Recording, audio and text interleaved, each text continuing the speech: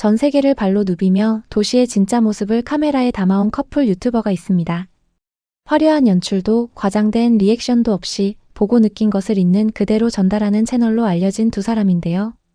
이들이 서울을 다녀간 뒤 영상 말미에 단 한마디를 남겼습니다. 음식부터 패션까지 우리의 높은 기대치를 모든 것이 뛰어넘었다고요. 기대를 잔뜩 품고 온 여행자조차 그 기대를 상회하게 만드는 도시. 서울에서 대체 무슨 일이 있었던 걸까요? 그레그와 그레이스. 영미권 출신의 커플 유튜버로 전 세계를 직접 발로 누비며 도시의 진짜 모습을 담아내는 채널 더 트래블링 맹고즈의 주인공들입니다. 화려한 연출 없이 먹고 걷고 느낀 것을 솔직하게 담는 스타일인 만큼 이들의 반응은 꾸밈이 없는데요. 그런 이들이 서울에서 보낸 며칠의 기록. 지금부터 함께 따라가 보시죠. 여정의 첫 목적지는 종로 북촌 한옥마을입니다. 600년 전 조선시대부터 그 자리를 지켜온 한옥들이 골목마다 줄지어 서 있는 곳인데요. 그레이스는 골목 안으로 들어서는 순간 버튼처럼 앙증맞고 예쁘다며 넋을 잃고 맙니다. 거리에는 한복을 빌려 입은 관광객들도 뒤섞여 있고 그 풍경이 한 폭의 그림처럼 어우러지죠. 북촌을 돌아본 뒤 두 사람이 걸어 들어간 곳은 익선동입니다. 북촌보다 조금 더 일상의 온기가 남아있는 골목. 카페와 음식점, 작은 공방들이 한옥 건물 안에 스며들어 있는 모습이 독특한 분위기를 자아내는데요. 그리고 익선동에서 도보 10분 거리에 청계천이 있습니다. 복잡한 도심 한가운데를 조용히 가로지르는 이 물길을 보며 그레이스는 도시 산책을 위한 정말 예쁜 장소라며 카메라를 멈추지 못합니다. 사실 청계천은 우리에게 너무 익숙한 일상이지만 미국이나 영국의 대도시에서 도심 한복판에 이렇게 정비된 수변 산책로가 시민에게 무료로 개방된 사례는 거의 없거든요. 오전을 마친 두 사람이 점심을 먹으러 향한 곳은 광장시장입니다. 정통 한국 음식이 있다는 곳이라며 이미 먹어봐야 할 목록을 따로 적어온 그레이스. 이 커플의 식탐이 어느 정도인지 첫 발걸음부터 드러납니다. 가장 먼저 집어든 건 마약김밥입니다. 한 입 베어 무는 순간 겨자 소스의 알싸한 매운맛이 코를 뚫고 올라오는데요. 그레이스는 스파이시하다, 코로 뿜어져 나오는 것 같다며 당황하면서도 웃음을 멈추지 못합니다. 이어서 막 기름에 지져낸 녹두빈대떡을 한 입 가득 베어 물고는 겉은 바삭하고 속은 부드러운 게 마치 해산물 해시브라운 같다며 눈이 동그래집니다. 생김새도 재료도 전혀 다른데 맛의 감각은 이렇게 통하는 법이죠.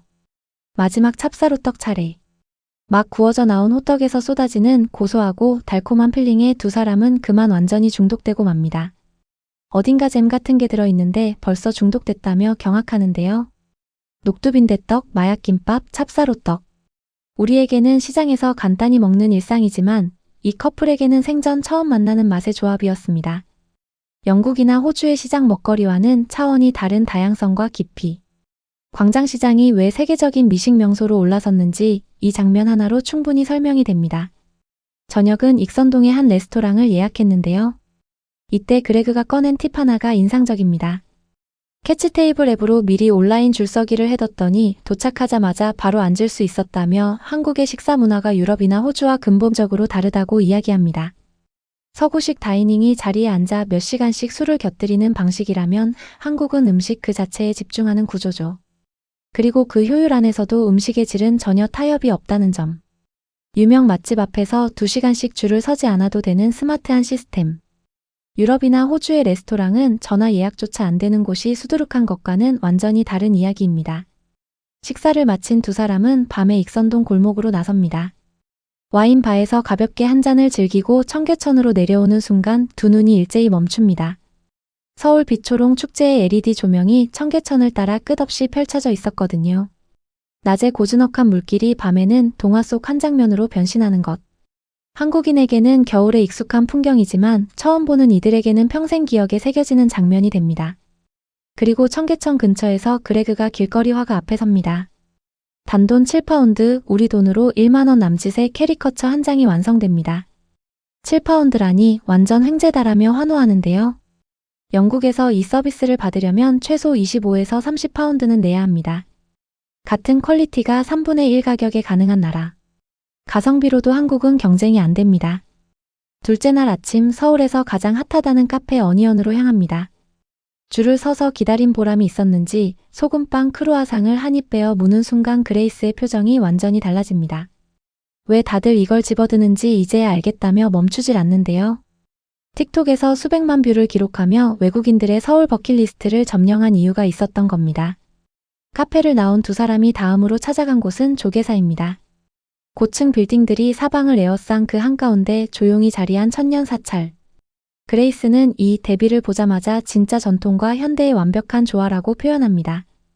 도쿄나 파리도 전통과 현대가 공존하긴 하지만 도심 정중앙에 이렇게 고요한 불교 사찰이 온전히 살아 숨쉬는 형태로 존재하는 건 서울만의 특별함입니다. 이어서 창덕궁입니다. 1405년에 지어진 600년 궁궐로 경복궁과 달리 조선 왕실이 실제 일상을 보내던 생활 공간이죠. 두 사람이 가장 인상 깊었다고 꼽은 건 비원, 즉 창덕궁 후원이었습니다. 몇백 년 전 조선의 왕이 어떻게 쉬고 공부하며 도심을 피했는지 엿볼 수 있는 특별한 경험이라고 회상하는데요. 조선의 왕이 숨어들던 그 비밀 정원을 지금 이 시대의 여행자가 입장권 하나로 걷고 있다는 사실. 생각할수록 꽤 대단한 일입니다. 궁궐 투어를 마친 뒤 두 사람이 체크인한 숙소는 독채 한옥 에어비앤비였는데요. 나무 기둥이 맞물린 전통 구조, 작은 마당까지 딸린 이 공간은 서울에서 가장 특별한 하룻밤이 됩니다. 셋째 날은 홍대입니다. 독특한 공간 디자인의 매장들을 누비며 두 사람은 서울 패션 신의 수준의 말을 읽습니다. 미국의 대형 쇼핑몰이나 영국의 편집숍과는 전혀 다른 매장마다 독자적인 세계관이 담긴 서울만의 리테일 문화가 이들을 사로잡은 것이죠. 그리고 분주한 홍대 한복판에 숨겨진 한옥 카페 실리도가에서 잠시 쉬어가는데요. 홍대 한가운데 이런 오아시스가 있을 줄은 몰랐다. 이번 여행 전체를 통틀어 최고의 카페라는 말이 나올 정도입니다. 콘크리트와 네온 사인으로 가득한 상업 지구 속 고요한 한옥. 이 대비가 서울이 가진 묘한 매력의 핵심입니다. 저녁이 되자 두 사람은 명동 야시장으로 향합니다. 가리비 치즈구이, 치즈 랍스터 구이, 코코넛 튀김 새우, 닭꼬치, 마시멜로, 아이스크림까지 7에서 8가지 음식을 쉼없이 이어갑니다. 그중 그레이스가 온라인에서 보고 꿈에 그리던 음식이 있었는데요. 바로 치즈 랍스터였습니다. 달콤한 랍스터 살에 녹아내린 치즈, 달콤한 갈릭 소스까지. 꿈에 그리던 맛을 현실에서 확인하는 그 순간 정말 달콤하고 치즈와 갈릭 소스의 조화가 완벽하다며 두 눈이 반달이 됩니다. 이날 7에서 8가지 음식을 먹고 총 12만 원. 런던에서 랍스터와 가리비 한 끼를 즐기려면 1인당 최소 80에서 100파운드는 각오해야 합니다. 절반도 안 되는 돈으로 2배 많이 먹을 수 있는 나라. 가격만으로도 한국을 선택해야 하는 이유가 충분한 겁니다. 넷째 날 아침 두 사람은 강남의 봉은사를 찾습니다. 빌딩 숲 한가운데 드럼 소리가 울려 퍼지고 방문객들이 명상에 잠긴 채 23m 대불 앞에 서 있습니다. 서울 시내 한복판에서 이런 고요함을 만날 수 있다는 것, 한국인에게는 당연한 일상이지만 외국인에게는 충격적인 대비입니다. 바로 옆 별마당 도서관에 들어서는 순간 그레이스가 서울의 와우 팩터라는 말을 꺼내는데요. 쇼핑몰 한가운데 이 규모의 도서관을 품는 발상, 다른 나라에서는 쉽게 볼 수 없는 한국만의 문화 감각이죠. 이어서 한국 친구가 추천한 교촌필방에서는 꿀붓으로 소스를 직접 발라 먹는 치킨과 트러플 볶음밥이 기다리고 있었는데요. 말도 안 되게 맛있다, 트러플 향이 딱 적당하게 올라온다며 기겁하고 맙니다. 닭고기에 트러플 볶음밥이라는 조합. 이 발상 하나가 이미 한국 요식업의 수준을 말해줍니다. 마지막 날 드디어 경복궁입니다. 1395년에 세워진 서울의 심장이자 6,000개 가까운 방이 끝없이 이어지는 곳. 도착한 시간에 마침 수문장 교대식이 진행 중이었습니다. 전통 갑옷을 입은 군인들의 엄숙한 교대 장면 앞에 한복 차림의 관광객들이 뒤섞이면서 시간과 공간이 기묘하게 교차하는 풍경이 만들어집니다. 한복 착용 시 무료 입장이라는 제도 덕분인데요. 그레이스는 경복궁 안을 하루 종일 걸어다녀도 다 못 볼 것 같다며 연신 카메라를 돌립니다. 수천 개의 방과 연못 위에 놓인 누각 끝없이 이어지는 붉고 푸른 건물들의 행렬. 이 풍경이 서울이라는 도시 안에 여전히 고스란히 남아있다는 것, 우리는 너무 익숙해서 잊고 살지만요. 마지막 방문지 용산 국립중앙박물관. 일부 전시관이 보수 중이었음에도 두 사람은 이 공간만으로도 충분했다고 합니다. 이 수준의 박물관이 무료 입장이라는 사실. 이런 나라가 전 세계에 얼마나 될까요? 그리고 모든 일정을 마친 그레이스가 최후의 한마디를 남깁니다. 서울에서 보낸 시간은 10점 만점에 10점이었습니다. 음식부터 패션까지 모든 것이 우리의 높은 기대치를 뛰어넘었어요. 최근 몇 년 사이 왜 이 도시를 찾는 관광객이 폭발적으로 늘었는지 이제 확실히 알겠습니다. 이미 기대를 품고 온 사람들이 그 기대를 뛰어넘었다고 말하는 나라. 그게 지금 서울의 위치입니다. 우리가 매일 무심히 지나치는 이 거리가 지구 반대편에서 항공권을 끊고 날아오는 이유가 됩니다.